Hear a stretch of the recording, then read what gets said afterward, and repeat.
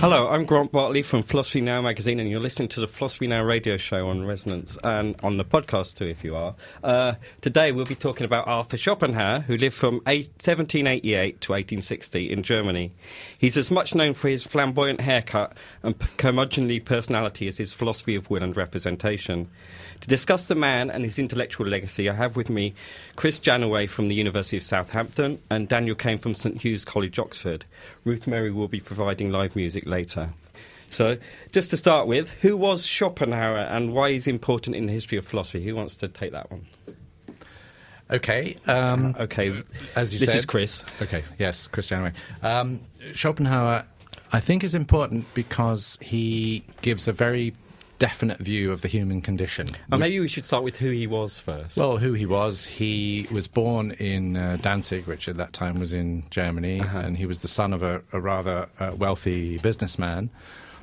He was destined for a life in business and sort of European commerce. He had an education where he travelled around Europe and saw lots of great artworks and great cities, and was set out for this cosmopolitan life of a businessman.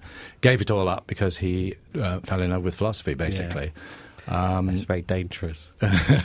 And he ended up producing a completely original system of thought, which, as you said in the introduction, is marked by a kind of pessimism about the human condition, which I think was very influential later on in the 19th century. He worked in the first half of the 19th century, as you said, died in 1860, but he was virtually unknown during most of his life. And it's not until the latter part of the 19th century that people started taking an interest in his views. And he was very influential on a lot of artists, on Wagner, on other composers, but also a lot of literary writers and other artists found his ideas very appealing. Okay, thank you very much. If I could just add something to that about Schopenhauer's This is Daniel. early life, I think a very important event in his adolescence was the suicide of his father. I think this it would be implausible to think that this event in Schopenhauer's life wasn't a formative influence on him and a psychological antecedent. He was like a later teenager at the pessimistic time view. or something, He was 17 at the time when his father died. His father suffered from recurrent depressive episodes, which Schopenhauer himself seems to have inherited. Yeah.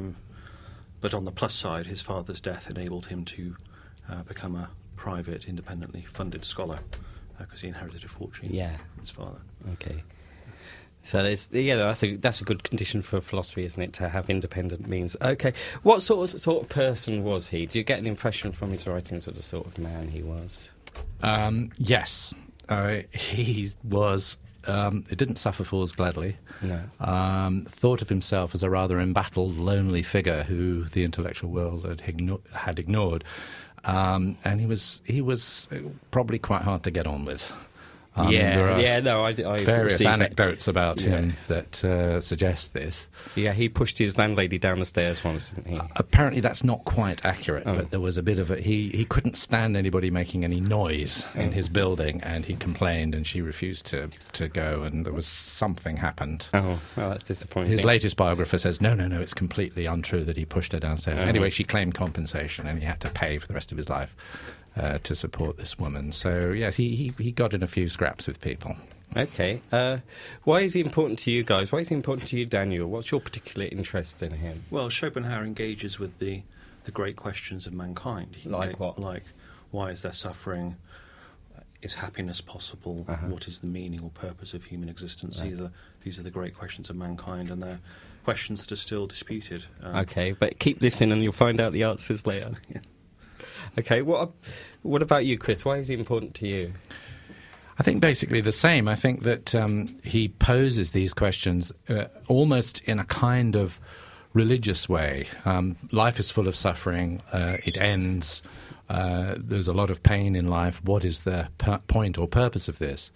But he's just at that time in history when religion seems to be losing its hold. Okay.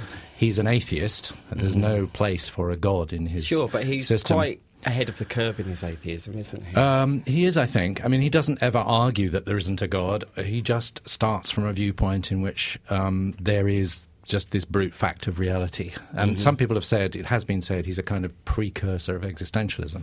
We just exist as a matter of fact, but there's no purpose to our existence. Okay, yeah. I think that's where he starts from. Yeah. So the kinds of answers that he's going to give to those questions that Daniel mentioned are actually pretty downbeat and pretty tough. Yeah. There is no point to human life.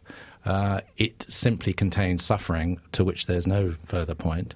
And if we really understood what life was like, we wouldn't want it. We'd think it would be better not to exist. He goes as far as saying that. Okay, before we get into the sort of details of his ideas, can you give me a brief overview of his basic theories about the world? Do you want to have a go at that first time? Well, Daniel? the starting point for Schopenhauer's philosophy is the distinction which he inherits from Kant between the phenomenal world and the noumenal world. Which means what? The phenomenal world is the world of everyday experience, the Right. world of physical objects situated in space and time and subsisting in relations of causality. So physical objects exist within a causal network. Right, So sure. this physical object can interact causally with other physical objects and so on. This is the phenomenal world, or Right, the the world of empirical experience, the world of we might everyday, say. ordinary perceptual experience. Right. That's right. The noumenal world is the world as it is apart from that experience, the world as it is in itself. What you mean, independent of the way we perceive it, yeah. Yes, that's right, yeah. Okay. So Schopenhauer, following Kant, thinks that the way in which our ordinary everyday experience is organised in terms of space and time and causality and so on, these aren't objective features of reality. These are forms of our experience which we impose on the world in the act of perceiving it rather than discover. So in the world. you're basically saying that if we weren't experiencing it, there would be no causes in the world? That's the Kantian and the Schopenhauerian view, that apart from a perceiving subject, Right. there are no spatio or temporal or causal relations between Okay. things. So this is the metaphysical framework within which Schopenhauer's operating. Now Kant was strictly agnostic as to the nature of the world as it is apart from perception, the nature of the noumenal realm. He Right. thought we couldn't have any knowledge of it. This is the famous Kantian prohibition on metaphysics. It's a prohibition which Kant himself doesn't always abide by, because he ends up saying some rather substantive things about the nature of the thing in itself. For example, that the thing in itself is constituted by a plurality. Sorry, by thing in itself, you mean the entire world as it is independent of Yeah, perception, the entire right? world as it is apart from perception. So the word thing is quite misleading, perhaps. But anyway, that's an aside. So Kant thinks that the thing in itself is constituted by a plurality of things in themselves. Right. So for every object in the empirical realm, there's Everything a we corresponding... see. Yes, there's a corresponding thing in itself. So for the various physical objects in this room, there are corresponding noumenal objects. All right. Schopenhauer disagrees violently with Kant about that particular claim about the noumenal world. Right. He thinks that the noumenal world is undifferentiated; it's one, undivided. Okay. Yes. And it is... He also radically disagrees with Kant's prohibition on metaphysics. He thinks that we can actually attain knowledge of the thing in itself. Yeah, and he posits what the thing in itself is, and what is this thing in itself, Chris? He calls it will. Which means what? The same as... That is difficult, and this, I think, is one of the things you need to think about carefully. He keeps telling us that the world is will, and obviously in the title of his book, The World as Will and Representation. Which is his main work. His main work. The idea is that there's another side to the world as beyond our experience, the essence of the world, what it really, really is in itself. That's the idea, is will. But what does he mean by that? Okay, we're not going to answer that. We're going to answer that after the break. But before we get into the details of this, I just want to ask, apart from Kant, what other philosophical cultural ideas did he inherit or make use of? Or he made use of Eastern philosophy for sure, didn't he? He did. He is perhaps the first, well, certainly really the first major Western philosopher to really know about Indian philosophy and to really find very deep points of resemblance and agreement with it. Such as? Well, he read a version of the Upanishads when he was quite young, and it turned out to be a sort of transformative book for him. And that's like Indian metaphysics. Yes, there's a lot of stuff about the self, the illusory nature of the self being identical with the world as a whole, the illusion of plurality, and so on, which he found very metaphysically very interesting. Later on, he discovered quite a lot about Buddhism and found its doctrines about suffering and the change of consciousness that you need in order to redeem life.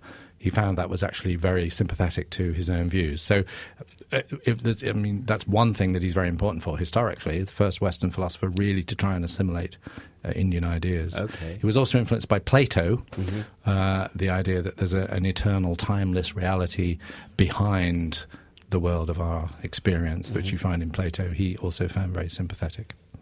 Okay. Daniel, do you want to add anything to that? Well, I mean, we've already mentioned the influence of Kant. Yeah, in sure. terms of the other main influence on Schopenhauer's thought. He inherits large parts of Kantian's of Kant's metaphysics. He agrees with much of what he finds in Kant. Except this stuff about whether you can know what the noumenal is. Well, right? that's the main point of divergence between Kant and Schopenhauer. Okay. As I said, also they disagree as to the whether or not the thing in itself is constituted by a plurality of objects. But Schopenhauer thinks that you can't have a plurality of things apart from space and time. Well, that makes sense to me. If they were all in the same place and time, they would all be one thing, wouldn't they? Well, yes, because Kant argued that space and time, as we've said, were forms of our intuition, so they're not objective features of the world. So at the level of noumenal reality, space and time don't apply. Yeah. Okay. So Schopenhauer thought Kant was being somewhat inconsistent in characterising the thing in itself in terms of plurality of okay, I see. All right. Can I just add one thing? Sure. I think where Schopenhauer really disagrees with Kant is not so much over the detail, but his whole outlook, because they disagree over whether life can actually be any good. Okay, and we'll find out after the song from Ruth Merry, and I'll let you introduce the song, Ruth. What's it called? Okay, thank you. Yeah, it's a song called Tinder Heart. Okay, take it away, Ruth.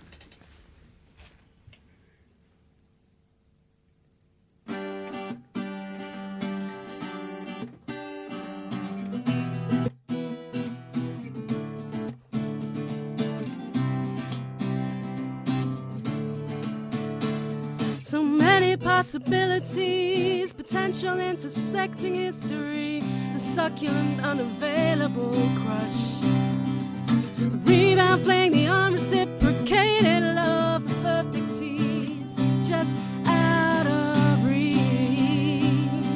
You want to love, and you love to want. The hook is the hunt, the thrill of the chase. It's a dangerous, dangerous game. Hateful beloved, unevenly matched. I already see the smoke rising and the phoenix sinking in the ash. I can always close a sail, but you come with a highly flammable catch. And finally, this tender heart meets its match. Don't light it. Finally, this tender heart meets its match. Don't keep me hanging, make it quick, let me die like a man. Take me at sunrise, make it covert and clean if you can.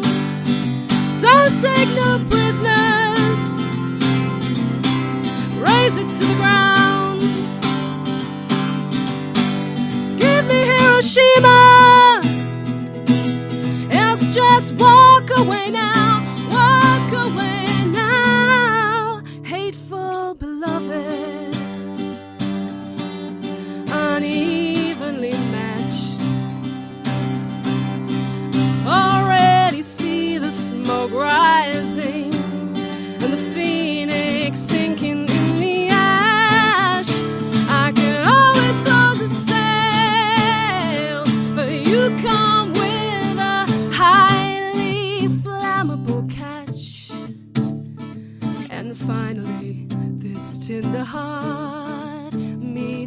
its match.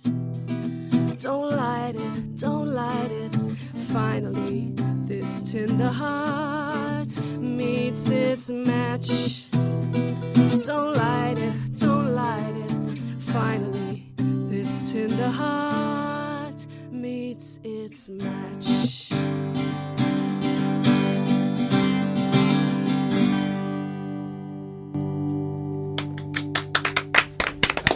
Thank you, Ruth. And that was Ruth Merry. And at the end of the show, she'll give you a website or something you can check her stuff out on.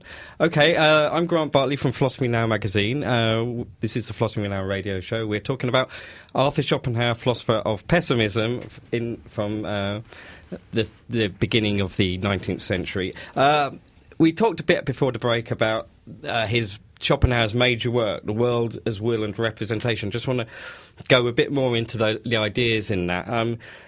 You mentioned, Daniel, that this the world as it is beyond our experience of it is will, and the world by deduction, the rest of the world is what is called representation. Now, I suppose, Chris, what does he mean by representation when he says the world is will and representation? Because he does say at the beginning, the world is my representation. What does he mean? Well, representation, the world as representation is basically the world as we experience it. Right. Or as we can possibly experience it. Uh-huh. And representation just means, what is present to mind, what the mind perceives or what it can think of. So what is left over is, as it were, what the world is beyond what we can directly perceive it to be. And this is, there's only those two things that make up reality to Schopenhauer, is that right? Yes. Is there anything else? You think of them, I think, he thinks of them as it were, two sides of the same coin. There's one world, it has an aspect that we perceive, and it has an aspect of what it is independently of what we perceive. Okay. What's his justification for thinking the world's this way? Daniel, do you want to try that one? Well, in the second volume of The World as Will and Representation, he speaks of objects as having two modes of existence, or as there being two sides of being. So Right. Any object within the empirical world has what he calls an objective mode of existence. That's the way it appears to us in perception. Mm-hmm. So the objective existence of the water bottle, for example, is its being situated in space and time. It's appearing to us as an object of perception. It's it's causally interacting with other objects and so on. But it also has what he calls a subjective mode of existence. That's what it is apart from perception. He thinks that basic distinction applies to all things, including and most importantly human beings. We have an objective and a subjective mode of being. It's clear in the case of ourselves that we do have a subjective side to ourselves. That's our experience. An objective side, which is, I guess, what we look in the mirror or what other people see of us, yeah? But why did Schopenhauer think it was justified to expand that sort of dichotomy into the whole of the universe? To say, the whole of the universe has this objective and subjective side. Because it's not clear to me that, the whole of the universe, for instance, it resembles a giant brain, or, a set of brains, because brains are the only things that we know have subjective experience, right? In saying that inanimate objects have a subjective side to their existence, he's not meaning to impute any consciousness or subjectivity in that sense to physical objects. But in what sense? But their existence isn't, the being of an inanimate physical object isn't exhausted by the way in which it appears to a perceiving subject. There is another sort of scientifically inaccessible side to so it's not necessarily subjective in the same way that we're subjective as human beings? Or is it? I don't think it's subjective at all. I think it's a totally misleading way of putting it. So, tell us why Daniel's wrong then. Well, I think that he thinks that we're looking for the essence of things, what things really are. Okay. And he starts by thinking, well, can I discover what I really am? Can I discover what I am independently of the way I appear? What am I really? What's my essence? Okay. And he argues that my essence is will. I am trying, striving, wanting, needing to do things. I'm tending to want things all the time. I have desires, but I also have unconscious needs. So I'm a living organism that's striving and trying to do things. And he thinks, well, actually the whole world's like that in itself. So Yeah, that's what this he is means by the notion of will. But it doesn't, as Daniel said correctly, it doesn't mean that the rest of the world has consciousness. No. It just means that everything is in some sense trying to be something. Everything is striving, but the word striving or will has to be have the notion of the mind or consciousness taken out of it. Sure. So everything is tending in a direction. So he says we can think of gravity even as things trying to be in a different place from where they are. Okay, you may say that's just metaphorical, but I think the importance of the influence of this idea is to make human beings just a part of nature. Okay. The essence of ourselves is just the same as the rest of reality. We're not special. We're just things that are trying to go in certain directions, just like the rest of reality. Okay, so let me just see if I got this right. He's saying that our essence as human beings is to be willing, striving things. Yeah. And he's also saying that it's the universe's essence to be a willing, striving thing, right? And so that our willing and striving is just a sort of example of the universe at work, if you like to put it like that. But my question is, what justification does he have for thinking this to be true? Well, this comes back to his claim that space and time are necessary for individuation. Right. Given that Schopenhauer thinks that space and time don't apply at the level of noumenal reality, at the level The of will. the way the world is, apart from perception, Yeah. it follows that the will, or noumenal reality, must be undifferentiated. It's unindividuated. It's just Okay. one single It's just thing. So one what single causes thing. the So individuation? it follows from that that if you can identify the noumenal essence of any one single thing in nature, you can extrapolate from that Okay. to the rest of nature. He thinks that through our own Okay. subjective awareness of our bodies, awareness, knowledge of noumenal reality is in effect disclosed to us, and we can extrapolate from that to the rest of nature. Okay. So is it a case of he started off, this is my suspicion about him, he started off with this idea that he wants to have about reality, and he's found a way of arguing for it.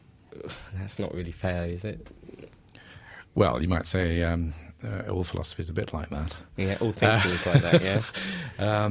But I mean, what I think, the metaphysics of it are notoriously difficult to defend, to be honest. Yeah. And his metaphysics, as such, never really had many followers. But I think what's important is the vision of the human condition that he leaves us with. So our essence is to will, Right. but the will isn't necessarily rational. It is not necessarily even conscious. Can I stop you there and say, okay, first, then what is will? Can anybody say what it actually is rather than what it isn't? I mean, it's a striving, but I mean, it's a striving of what? Well, what sort of substance or nature does it have? He refines it a little bit by talking about the notion of will to life. Right. So we are naturally predisposed to strive for life and to reproduce life. So, as it were, life is a goal of our existence, of our being. So we strive to survive, and we strive to produce more life, to reproduce, just like all other parts of organic nature. So it's a will to live, if you want to put it that way. Well, it's a will to life. I think it's important to say that, because it's not just about me carrying on living, it's about me producing more life. And he sees the drive to reproduce, and hence the sex drive, as the human essence. And I think that's very important. In other words, we are in the grip, as it were, of this drive, not that we've chosen it. Yeah. And I think this is one of the important things about his position that leads to the pessimism, or the label of pessimism, is that our essence isn't something we've chosen or really something we really want. It's just we're in the grip of this drive. What it leads to is suffering. But I'm sorry to stress this point, but to say that a drive is the essence of reality, I mean, what's this drive made of? Or who has this drive? There's nothing that has this drive, is that right? Well, all the individual things that make up the world. So, but before they existed, this will existed, right? I don't think you can really say that. No. I think it's the will is, as it were, the common essence that all the things that do exist have. Okay. But I'm still not sure of what it is apart from how we see it. Well, this is a notoriously vague concept in Oh, is that? Schopenhauer. Okay. I mean, Schopenhauer characterises it in various ways. I mean, he uses terms such as perpetual striving, flux. He describes the will as inherently chaotic. I mean, these are terms which enable us to get some kind of handle on what he has in mind. But it is, as I said, a notoriously vague concept in Schopenhauer. It's not entirely clear how, just as an aside, how Schopenhauer can coherently describe the will as striving, given that he thinks it exists outside of time. I mean, to describe the will as in a state of perpetual strife and flux, these are properties of the will that are hard to reconcile with its being atemporal, I think. Okay, what's the place of humanity in this world of will and representation? What part do we play in it? Or what's our We don't have relationship? any special place in the world. We're just another organic species. What is special about us is that we have language and we have rational concepts. We can think and reason. I think it's very important historically that Schopenhauer doesn't think this is a very big deal. What reason? The ability to have concepts makes us different from animals. The ability to do reasoning, have logic, do mathematics, all of these things are characteristic of human beings. The ability to have language, no other species has it. But really deep down we're all the same because we're all striving after life. We're the same as all the other species in essence. And I think that's an extremely important, because earlier philosophers tended not to say that. For example, Kant, humanity has a particular dignity because of its reason, because it is able to reason, it has rationality. And the whole sort of Enlightenment project, as it were, before Schopenhauer, places a lot of emphasis on what's important about humanity is its rationality, its ability to reason. Schopenhauer, I think, looking forward to Freud in a big way, suggests that actually rationality is just almost a kind of froth on the surface. It's not really what we're really about.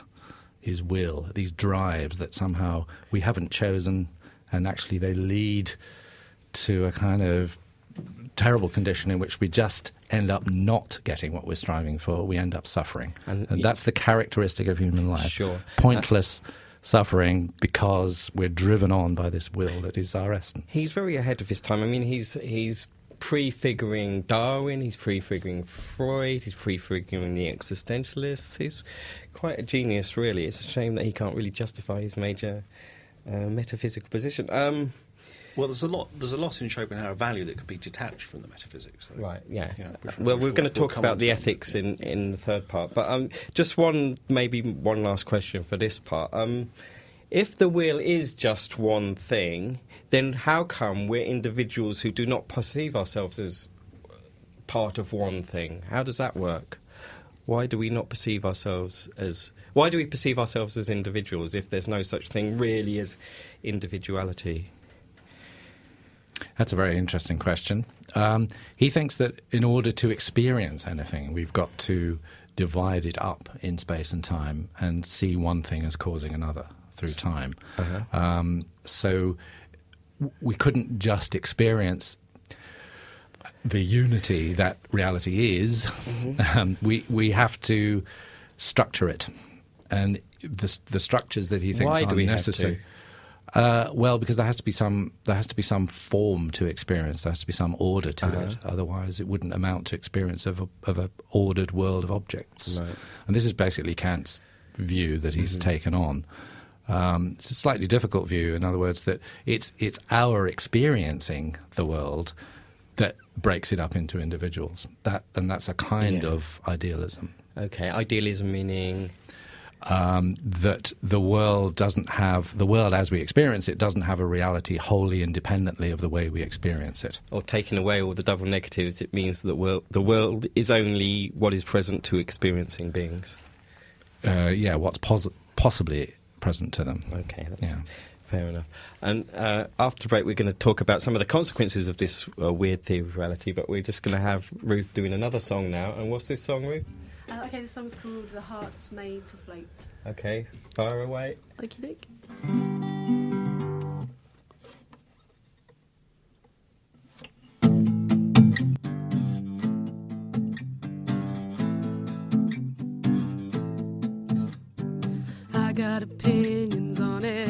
everything. And I think you should know, I believe it's a good thing. I'm hyper-responsive, a little high maintenance, but at least I'm alive. I can feel and experience years spent being afraid of emotion. Shut me down when the shit hit the fan.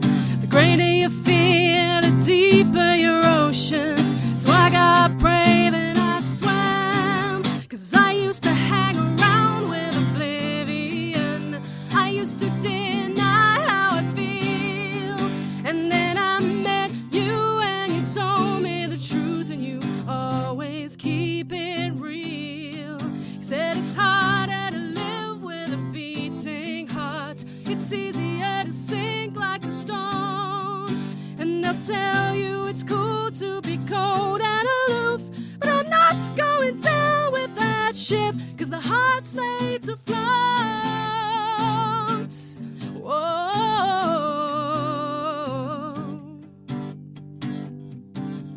I was down, I was beat, hope was leached, it was eating away at my soul. It was cold, it was painful, slipping beneath the waves. I felt warm and safe.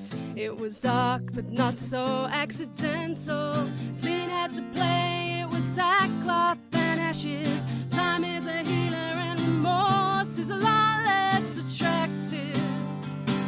'Cause I used to hang around with oblivion. I used to deny how I feel, and then I met you and you told me the truth, and you always keep it real.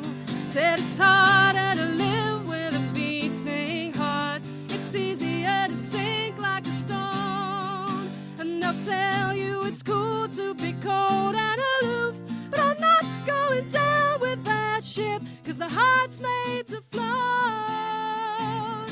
It's an unsinkable boat. The heart's made to float. Whoa.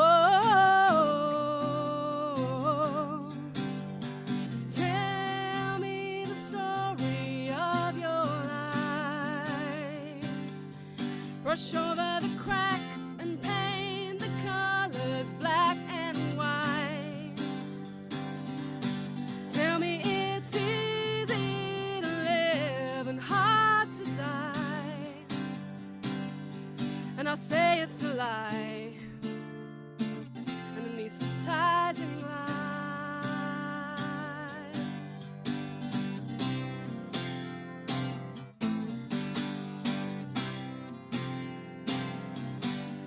And then I met you and you told me the truth, and you always keep it real. Oh, it's harder to live with a beating heart. It's easier to sink like a stone, and they'll tell you it's cool to be cold and aloof, but I'm not going down with that ship, 'cause the heart's made to float.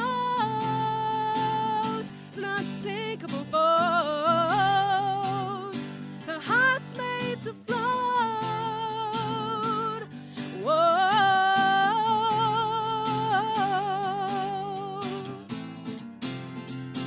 Whoa. Heart's made to float.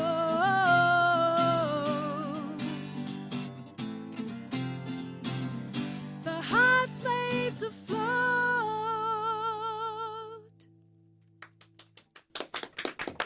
Thanks, Ruth. That was you. great. What's your website if people listening want to Yeah, go so to that? it's ruthmerry.com, which is actually under construction, but it takes you through to the Facebook page. So it's ruthmerry.com. That should be easy to remember.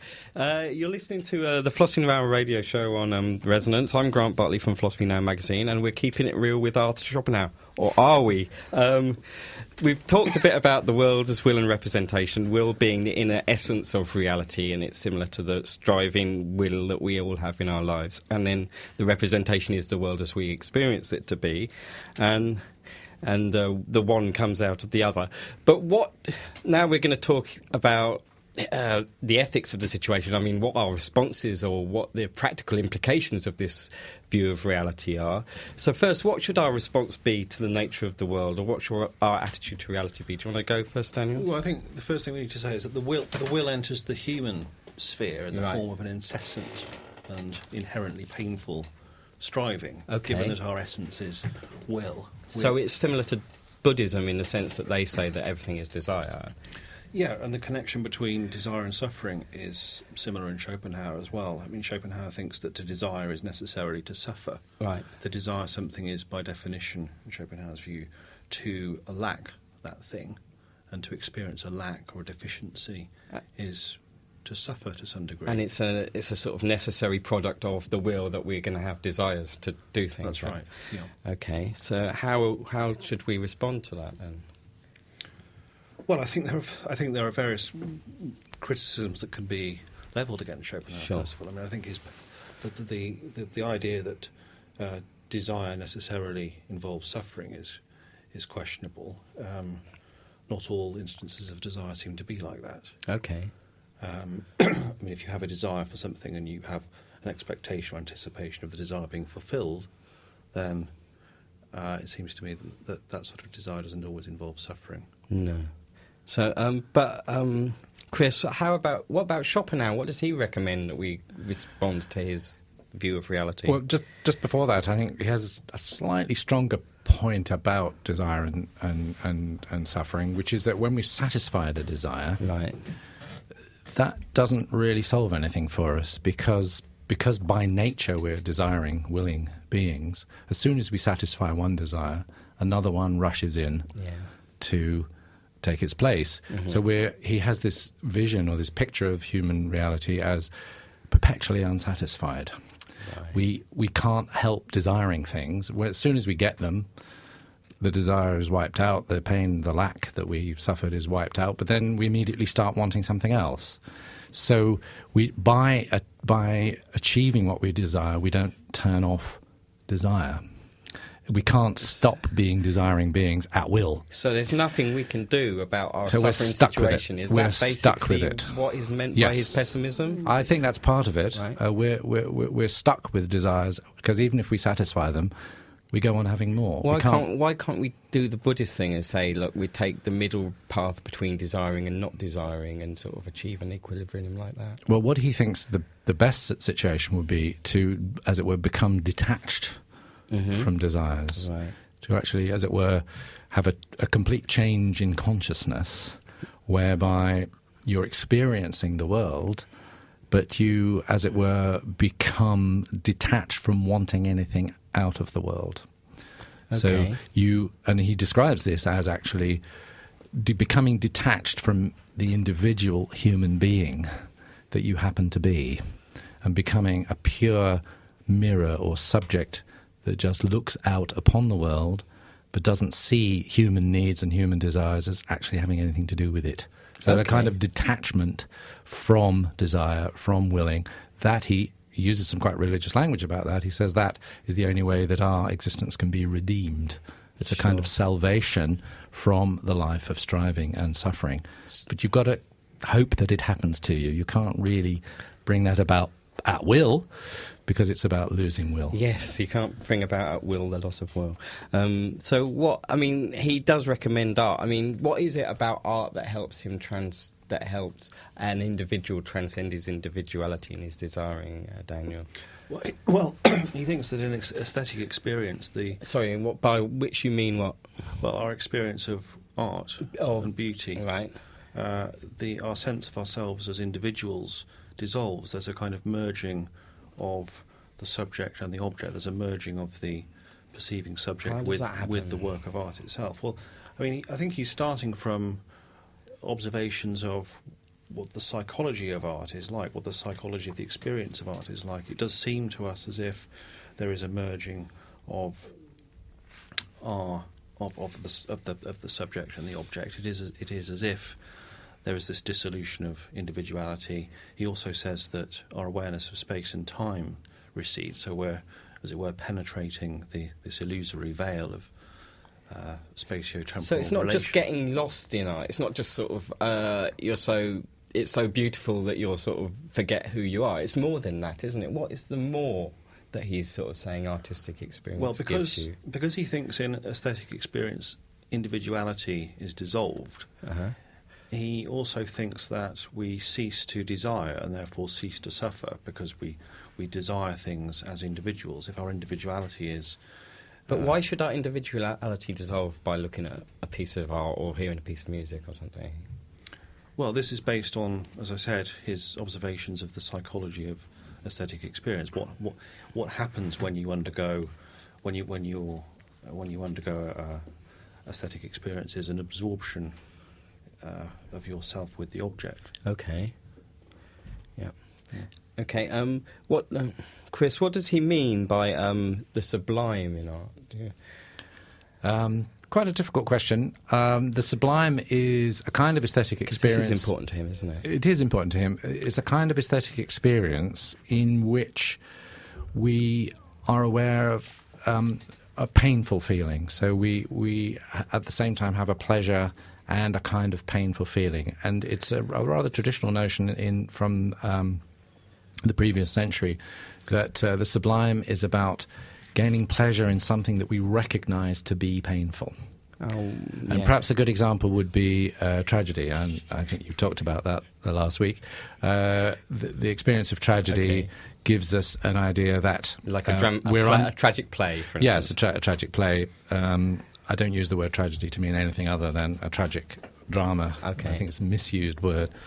But the idea is that we're recognising something that we know to be painful about human existence. It's full of pointless suffering that is undeserved. Right. But there's a kind of pleasure that we take in recognising the thing that's painful.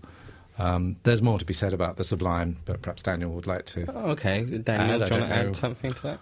Well, I mean, just a couple of other points about the value of aesthetic experience in general for Schopenhauer. Sure. I mean, on the one hand, he ascribes a kind of hedonistic value to it. He thinks that it's valuable because it delivers us from the suffering which attends our willing, our desiring. But he also thinks that in aesthetic experience we acquire knowledge of the object of our experience. The will, in other words. Well, he describes what we come to know in aesthetic experience as the Platonic ideas. Now, what he means by this is roughly a kind of archetype, or you might think of it as the extracted essence of the object which the work of art depicts. So if you're looking at a painting of a tiger, for example, you're not looking at a representation of a particular tiger, but rather the essence of tigerhood. Does that depend on how good the painting is, for instance? Well, it does depend on how good the painting is. Yeah. But so, it depends on how good the mind of the artist was. Yeah. Actually. So can I ask the question? How does the idea of genius in art relate to what Schopenhauer's idea of art, I suppose? I mean, what makes an artistic genius for Schopenhauer, in other words? Well, this has to do primarily with the powers of perception of the artist. I mean, he defines genius in terms of an individual's possession of extraordinary powers of perception. The genius is able to perceive the idea in the particular, in the object within the empirical realm. He then... Sorry, can I stop? That means you see a tiger and you get the general idea of tigers from the tiger, and then the genius, he's in able virtue to of his represent extraordinary powers of perception, is able to perceive the essence of the object in the particular. He is then able to embody the idea in a work of art and render it more vivid, more accessible to those of lesser perceptual And that's powers. the job of an artist, is to convey universal ideas to people who's experiencing it. Yeah. Well, I can go with that. I think that relates also to what we were saying earlier, that he thinks of the genius as someone who's able to detach themselves from their individual will. So they're perceiving more objectively than the rest of us. They're not looking at something saying, is this something to run away from? Is this something I want? Is this something good or bad? They're actually just objectively mirroring, as he says, what's there. They're able to detach themselves from their individual will. And he has an idea of sainthood which is quite similar, isn't it? Well, if we could just to finish off aesthetic experience, because we haven't yet spoken about the most important component of aesthetic experience for Schopenhauer, which is that he thinks aesthetic experience conveys to us knowledge of what our true salvation consists in. truths. Okay. Yes, Sorry. which in effect is the aesthetic state prolonged, as he puts it. Mm-hmm. So aesthetic experience provides us with a glimpse of what is. Sorry, what is that state prolonged? It's a continual state of experience aesthetic of universe. experience involves just temporary cessation of desire, and so Right. temporary relief from suffering. Whereas through this contemplation of universal ideas, right? yes, the dissolution of individuality and the cessation of desire that comes with that. Okay, so salvation for Schopenhauer, therefore, from this world of will and suffering would be a prolonged experience of universal ideas, is that? Not really. He really talks about these universal ideas only in connection with art, I think. Right. This idea of salvation, he says, the only true salvation we can ever have is by a negation of the will itself. I want to know how you do that, yeah. Well, you don't do it, it happens to you. Okay, how do you get it to happen to you? Well, he says that it can happen, you attain a vision of life, which he calls is characteristic of the saint. The saint sees the suffering all around the world and identifies with all the suffering beings in the world. So suffering is not something particular to this individual. Willing is not something particular to this individual. You gain a view of the whole, and you identify with the whole in some way. Okay. The other route to this kind of vision is to suffer so much yourself that the will to life within you rebels and turns against life. Mm-hmm. A pretty bleak prospect. That's what we have to hope for. Okay, and that's what you get if you're lucky, right? Yes. Okay. It's not really very sort of practical sort of He's not. ideology. He's not is it? exactly a barrel of laughs. No. No. But I think what's important is this idea that human individuality is, in some sense, a curse that we're all suffering from. Right. This was a very influential idea, I think, later in the 19th century and in the early 20th century. His remedy is somehow cease to think of yourself as an individual at all. Just float above it in this contemplative state where you don't want anything anymore. So you can't really suffer anymore. Yeah, I don't know if it's really possible. Was his personality the result of his pessimistic philosophy, or was his pessimistic philosophy the result of his personality? Pass. Well, I mean Schopenhauer is very aware that his pessimism could be taken as he puts it, a mere declamation on human misery. Right. So he offers various arguments, a priori arguments which he constructs independently of any empirical observations of the world. Argument based on a straightforward analysis of what it is to desire, what it is to will. Mm-hmm. And these arguments are, I think, intended to avert the charge of him simply projecting onto the world his own melancholy disposition. Oh, yeah. So I think, to be fair to Schopenhauer, we have to engage. If we're going to in discussing his pessimism, we have to engage with the arguments themselves. Okay. Yes, I don't like the idea that he just had these views because of his personality. I think that you have to take it seriously as a philosophical view. Okay, and he wasn't entirely gloomy. He played the flute every day, as Nietzsche points out. Okay, that's something. Okay, we're getting near the end of the show. I want to ask you guys, what do you think Schopenhauer got right and what did he get wrong? Do you want to go first, Daniel, on that? What's your opinion? Well, I think, the value he ascribes to aesthetic experience in human life, I think that's extremely important. I think his analysis of suffering is particularly insightful. I think in terms of his relevance to contemporary philosophy, there's much in his aesthetics which is of value. I think it can be divorced from the questionable metaphysics. He has, I think, in terms of his description of what it's like to undergo aesthetic experience, that's enormously insightful. Okay. Chris? I think there's something we haven't really touched on, which is his view of morality. Morality consists in being compassionate to all beings.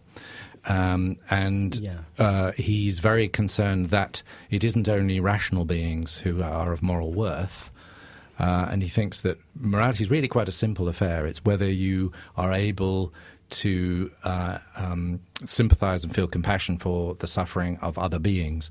And what's very interesting, I think, and seems very contemporary, is that he wants to include all animals in this. All animals are equally deserving of our moral compassion. And he's furious about previous philosophers who see human beings as in some way morally special.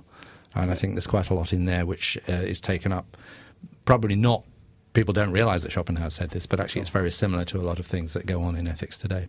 Okay, well, that sounds like a good sort of enough place to end the discussion. I'm going to ask you, has any of you got any books or coming projects you want to plug? Well, I'm currently overseeing a new translation of all of Schopenhauer's works by Cambridge University Press. It's When's that 6 volumes. Well, two are already out. Okay. Third one's on its way. Well, rush out and buy them now, kids. Daniel? Well, I'm well advanced on with a book on Nietzsche, which interprets Nietzsche as concerned primarily with repudiating the pessimistic verdict on life that he encountered in Schopenhauer. Okay, thank you very much. And I've got Love, Solitude and Destruction, which is a book of short stories, and The Meta-Revolution, which is a meta-revolutionary manifesto, available on Kindle. And Ruth, can you repeat again what your websites are for people? Yeah, sure. It's ruthmerry.com, and there's an EP out as well, and that's on Bandcamp. Okay, thanks very much. And you've been listening to Philosophy Now radio show. This is going to be Velvet Underground again.